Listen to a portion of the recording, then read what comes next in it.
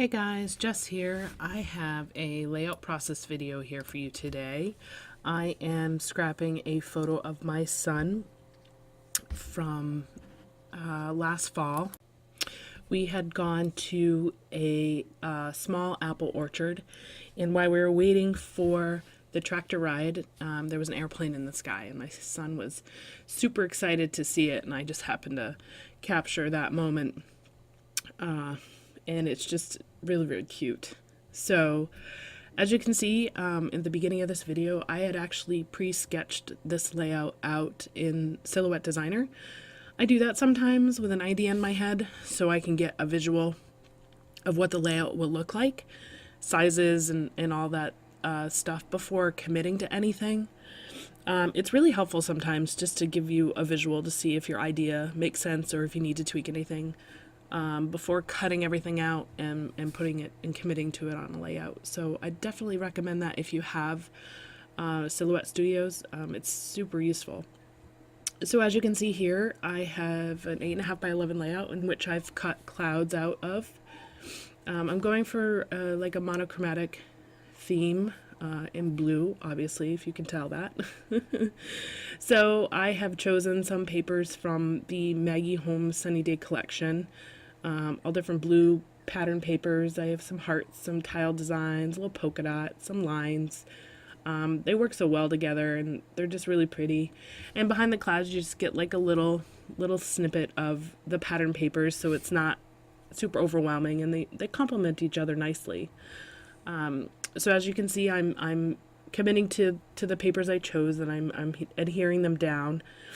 And now that in a cut file where you're backing with the pattern paper, the back of your paper never looks pretty. So don't worry so much about that though, because nobody sees it but you. So now that I have all my cutout clouds filled with pattern paper, I am taking the white clouds from the cut file and I am piercing them, and I'm going to stitch them around the edges. I think this will give them a really cute, like whimsical look, additional texture and feel. And I just really enjoy the look of stitching on a layout. It's a little time consuming, but to be honest with you, you cut out whatever you plan on stitching, and you can pierce it and stitch it while you're binge watching on one of your favorite TV shows. It's kind of mindless for the most part, but it takes a little bit of time. The end result is so worth it. So if you kind of know what you want to do, I highly recommend doing that. Just parking yourself or in front of the TV or listening to music or outside even, as long as it's not a windy day.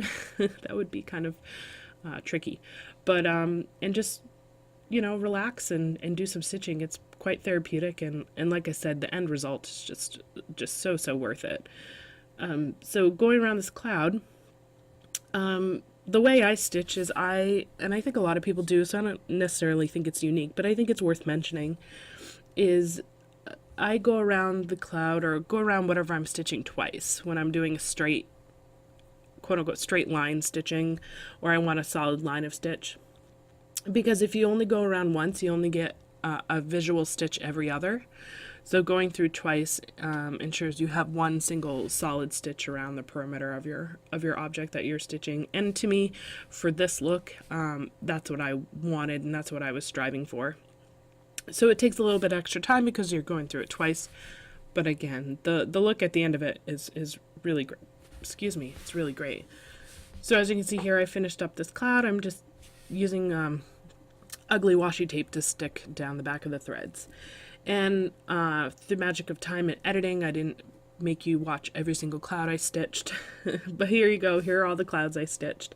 And I have them kind of laid out in visually of the way I'm looking to have them on the page. So now I'm taking my photo and I'm backing it. I backed it with a striped blue paper and then some white tissue paper just to give it like this light, airy feel, because, it's the sky and there's a plane and there's clouds, so I thought white tissue paper was quite fitting. And, I just love matting with tissue paper. It's one of my favorites. I just love the lightness and the texture that it offers, and it just combats the heavy pattern paper and cardstock so nicely. So I am pleased with the layout of my clouds and my photo. So now I'm committing to them, and I'm using dimensional pop dots to lift them up off the page a little bit. Again, it's just another visual interest, and they're clouds, right? So you kind of want them to look like they're floating and they're in the air, and you want to look like the stitch ones are, more in front or closer to the eye than your pattern ones that are in my, are in the distance.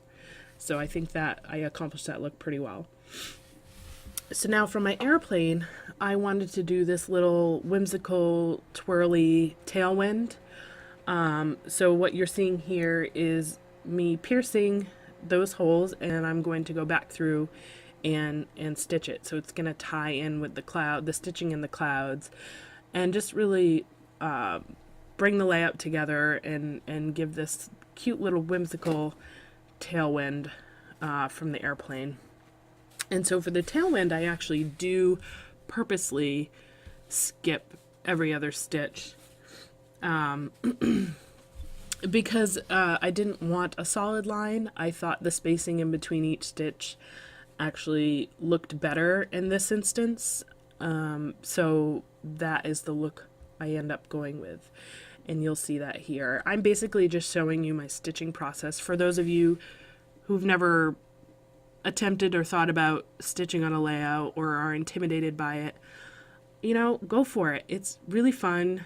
It is permanent, so like you're piercing your paper. So I recommend practicing. Like, get some basic shapes or try a word or a cut file and use that as your template. And you'd be surprised at how fun it really is. The thread I use for stitching, I believe it is called, actually let me find the exact name of it. It's embroidery floss. I can never remember what it's called. I just call it thick thread, but that's not the official name of it. It's embroidery floss, and it comes in all different colors. For this one, I'm using white, obviously, but it comes in so many different colors, so the application of stitching is really endless. I really encourage you giving stitching a try. It really changes your layout. So now I'm moving on to my title, and I am using some thickers. I believe this is from the March hip kit, if I'm remembering correctly. I loved this font. It was really playful and very fitting for the layout.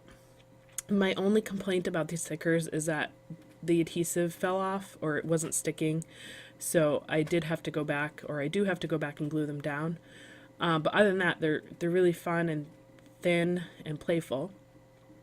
And then for the top part of my title, I am using Pink Fresh Studio smaller puffy letters that are more block sans serif font, and the two fonts complement each other really well.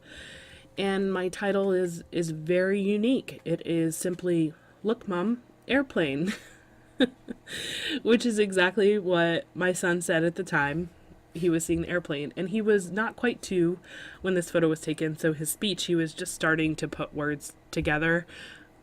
So the title is just captures and speaks this moment perfectly, and it really brings back this moment in time, this memory very well. So, and I just love hearing, "Look, Mom." I don't know what it is, but it just warms my heart every time I hear it. So to have it permanently on a layout, hopefully it will always remind me for years to come of this moment. It's just really, really cute. So as you can see, I am now gluing down the airplane, the title part of the title, airplane. I am using a fine line adhesive bottle. I got this from Hobby Lobby. You see a lot of scrapbookers use it. It is perfect for situations exactly like this, where you have to adhere a really thin or tiny embellishment or piece on your layout. So this allows you the ability to do that, because a tape runner it would have worked, but it would have made a mess. The tip on this is really, really fine. I use the Art Skills, I believe it's art glue, which again I picked up at Hobby Lobby or Joann's or something like that, and it really is a lifesaver when it comes to small pieces such as this. So now I am embellishing. And so I begin with puffy hearts because, every layout needs puffy hearts. I could have hundreds of sheets of puffy hearts and I'd be okay with that. I use them a lot. And then there's that little round flare badge. So I don't know about you guys, but I really struggle with flare badges. It is like that and chipboard stickers when it comes to adding them to the layout. They're like my nemesis. I can never seem to make them work. I really, really struggle with them. And as you can see here, as I'm doing my embellishing, I keep trying to make this little flare badge work, and I loved it. It was a cute little button. I think it just said today. I can't remember what the bottom part was, but the blue matched perfectly. It was a round element, added some dimension. Like I really wanted to make it work, and I couldn't. I just couldn't.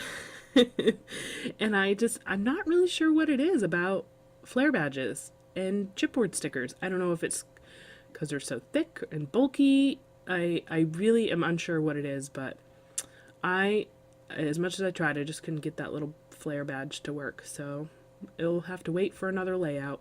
One of these days, I will make it happen. I have a whole pile of them from all the hip kits, and I have yet to use one on a layout.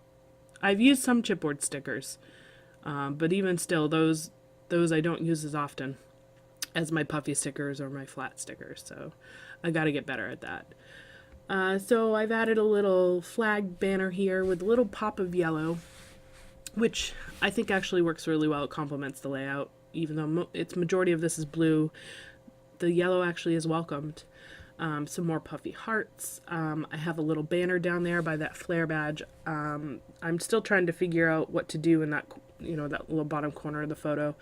That banner had a little word at the end of it. I can't recall what it was. It didn't fit the layout. So I was trying to cover it up, and I was trying to use that badge, the flare badge, little button, and it just didn't work for me. It was too much. So I'm hunting and looking and seeing what else I have.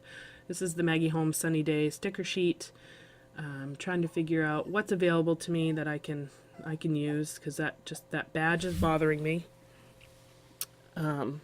And in my hunt for something for that, I find this really pretty patterned circle with some more blues in it. So I decided to add that in behind my other little circle phrase. I think it says "love this," if I was reading that right. And let's see here. So then back to, new puffy heart. Back to my flare badge. I just decide, okay, I'm done with it. And I'm going to go and plop in a little puffy heart there. Why not? See, puffy hearts are perfect. They save you. You can use them all the time on different layouts. They're just one of those items, a must-have embellishment I guarantee you will use. So I play around with the placement a little bit more. I had some different styles of puffy hearts, so I wanted to make sure that I kind of sprinkled those throughout around the layout appropriately, as well as the different colors, to make sure, it was balanced, I guess. Small detail, but it was important to me. So once I get those situated and I'm pleased with the layout, I'm ready for journaling. Now, on this one, I decided to handwrite some journaling. I like to do a bit of both, handwriting and typing. It all depends on my mood and the layout I'm doing. I think it's important to have handwriting on some of your scrapbook layouts or journaling. It's just because when you pass these albums down, it's just another piece of you that's included in these albums. There's something about handwriting that connects you with that person. It's just really important to include. So I try to sprinkle it throughout my albums and various layouts, keeping that in mind. And then, so I have my journaling. Now I'm ready to add a date with my one of my roller date stamps. I think this is a Heidi Swap one. So I go and I get it inked up and I stamp the date on there like I always do, and boop, it's upside down. I don't know how many times I've done this. These roller date stamps just, I don't know how I do it, but I get them upside down constantly. I don't know if it happens to you. But it does to me constantly. So the good thing about scrapbooking is that you can always cover up your mistakes. And so I found a spare cloud and taped it over, and there you go. It looks like it never happened. I restamped the date, it's right side up, and we're good to go. So I hope you all enjoyed this video. We're wrapping it up. Here's an overview of the layout. I hope it gave you some ideas and inspiration. And until next time, thanks for watching and have a great day. Bye.